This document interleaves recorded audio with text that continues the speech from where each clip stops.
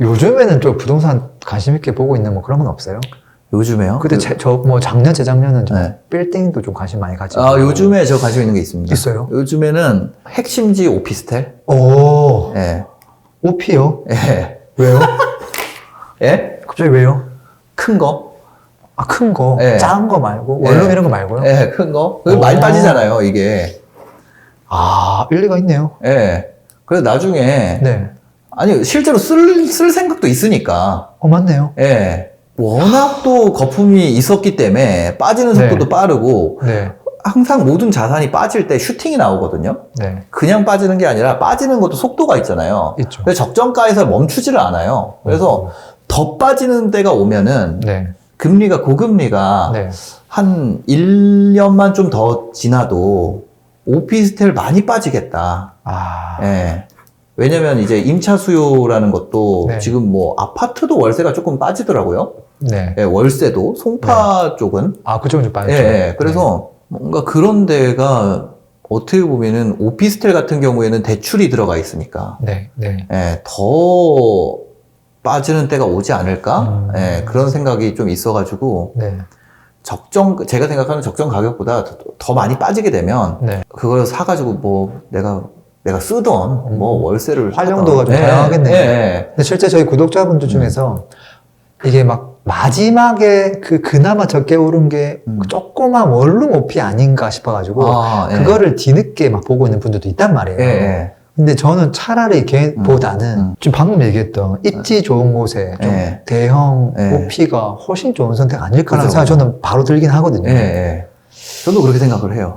그리고 이게 왜 그러냐면 네. 지금 규제가 묶여있기 때문에 그런 거예요. 그것도 있죠. 그래서 규제가 아예 풀리면 규제까지 풀린다 그러면 오피스텔 한 번 더 빠질 것 같거든요. 그럴 수도 그나마 있죠. 수요가 버티고 있는 게 네, 대출이 이제 지금 이제 15억 이상 풀렸잖아요. 네, 아파트 네, 같은 경우. 네, 근데 네. 다주택자에도 풀리면 오피스텔 같은 경우는 원래 안 올라야지 맞는 건데 많이 오른 게 있으니까 네, 네. 그걸 좀 큰 폭으로 빼주게 되면은 좀 재밌는 시장도 오지 않을까 그런 기대를 조금 하고 있습니다. 안 올 수도 있고. 그냥 뭐 네. 개인적인 의견일 뿐이에요. 그죠? 네, 맞아요. 네, 전혀 네, 뭐 네, 그런 거 네. 아니에요. 안 살 수도 있어요. 네. 네, 네, 네.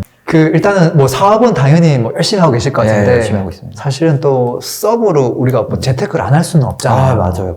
그리고 또 네. 예전부터 재테크에도 관심이 많고. 관심 많습니다. 근데 이제 최근에 이제 막 변화상이 너무 많잖아요. 네. 뭐 부동산도 요즘 그렇고 많이 주식도 바뀌었죠. 그렇고 네. 혹시 뭐 지금 하고 있는 뭐 투자, 뭐 방향성 뭐 이런 것들도 좀 있을까요? 저 뭐야 갖고 있고요. 네, 그 다음에 지금 좀 애매한 게 이제 집값은 많이 빠졌는데 네. 규제가 안 풀렸어요. 안 풀렸죠. 예, 그래서 기존에 샀던 사람들 더 살 수가 없는 상황입니다. 이걸 팔지 않는 이상. 근데 굳이 시장 상황 안 좋은데 팔기도 그렇고. 그리고 내가 샀던 것보다는 올라가 있잖아요. 그러니까 이게 더 움직이기 어려운 것 같아요. 그렇네요. 네. 뭐 더하기도 그렇고 네. 이걸 뭐 빼기도 그렇고. 그러니까요. 더 하기에는 규제가 막혀 있고 빼기에는 시장이 안 좋아요. 그래서 뭔가 지금 부동산 같은 경우에는 좀 네. 애매하다는 생각이 들고 아, 그냥 개인적인 의견입니다. 저도 잘 그렇죠. 몰라요. 저 그렇죠. 주식을 엄청 까먹었어요. 예. 아, 그래요? 지금 한 마이너스 3억 정도 됩니다. 아 주식도 하셔서. 예. 근데 지금 한 마이너스 3억 정도 되는데 네. 요게 이제 저는 주식 지금 더 사도 되지 않나 이런 생각을 해요. 왜냐면 환율이라는 게 네, 네. 우리가 그냥 관습적으로 네. 1달러 하면은 1,000원으로 잘 계산을 하잖아요. 어디 여행 네. 가서도. 아, 그렇죠. 그럼 1,000원에서 1,100원 정도가 우리가 생각하는 환율인데 지금 1,400원 이렇게 돼 네. 있으면 네. 환율이 좀 비정상적이니까 네. 결국 이게 돌아올 거고 네. 이것만 따진다 그래도 뭐 국내 주식 같은 경우 좀 사놓으면 좋지 않나? 지수? 뭐 잘 모르면? 네, 네, 뭐 코덱스 네. 200이나 이런 거 네. 있잖아요. 네.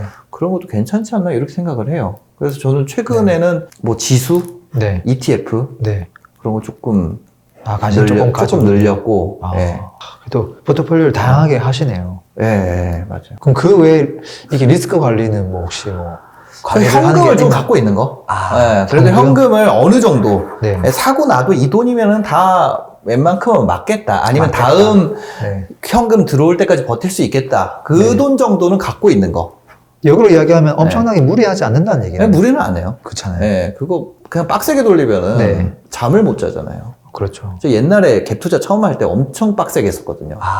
타이트하게. 예, 어느 정도였냐면 잔금일이랑 전세 들어오는 날짜를 맞췄어요. 네, 네. 그래서 이거를 맞추기 위해서 엄청나게 신경을 썼어요.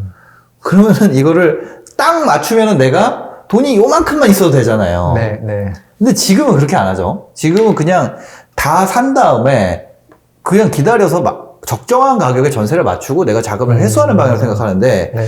처음에는 저는 그렇게 해가지고 채수를 늘리는 거를 단톡방에 자랑하고 싶어서 아, 처음 시작하니까 그러면 더 작은 돈으로 여러 채 할수록 그런 거잖아요. 그래서 네, 되게 네. 엄청 빠듯하게 했었어요. 네, 네. 그 인테리어 이런 것도 손잡이 같은 거 뭐 저기 문고리닷컴 이런 데서 사가지고 제가 가서 다 갈고 그 케이스 커버 있잖아요. 커버 네. 다 갈고 이거 페인트 칠 할 수 있는 거 내가 가서 다 칠하고 막 아, 등 갈고 그 주방 같은데 펜던트 네. 등으로 갈아주고 막 네, 그 다음에 저기 다른 거 시트지는 못 하는데 네. 시트지가 빡셉니다. 해보시면은 시트지 엄청 빡센데 이제 주방에 싱크대 네. 싱크대 문짝 같은 경우 분해해가지고 앞에 부분은 시트지 할만 하거든요. 야, 아니, 시트지 작업은 좀 어려워요. 아 어려워요. 예. 야, 하이 레벨인데. 예, 시트지 유튜브에서 검색해가지고 그런 거를 또 직접 한 거를 네. 직접 하는 게 유행이던 때가 있었어요. 아, 그렇죠. 직접 하는 거 막 단톡방에 자랑하고 나 이런 것까지 했다 막 이러던 지금도 때. 많이 있어요. 아 그래요? 네. 예, 옛날에 그런 게 되게 유행했었거든요. 그때 그 독일병정님이라고 있었어요. 아, 알아요. 블로그 하시는 예. 거. 네. 그 독일병정님 포스팅 보고 막 이렇게 해가지고 셀프 인테리어 이런 거 해서 네. 빡세게 하던 때가 있었는데 돈을 그만큼 적게 넣으려고 네, 네. 막 그렇게 해가지고 거기 안에다가 이제 새도 높게 맞춘다고 슬리퍼 사놓고 보일러 약간 틀어놓고 뭐 이렇게 냄새도 좋게 해놓고 막 이 난리 치던 때가 있었습니다. 이런 게 유행하던 때가 있었어요. 갭을 작게 가져가는 거. 네, 네. 무조건 작은 갭이. 근데 이제 그거를 할 때를 생각을 해보면 너무 고통스러웠던 거죠. 너무 고통스럽고 어떻게 보면은 너무 타이트하게 돈을 돌리면 잠을 못 자요. 세입자 맞춰줬는지 계속 부동산 해야 되고 부동산에다가 사방에다 올려놓게 되고 막 그 동네 부동산 전부 다 내놓고 그 다음에 문자 다 돌리고 이러면은 또 부동산에서 연락 막 계속 와요.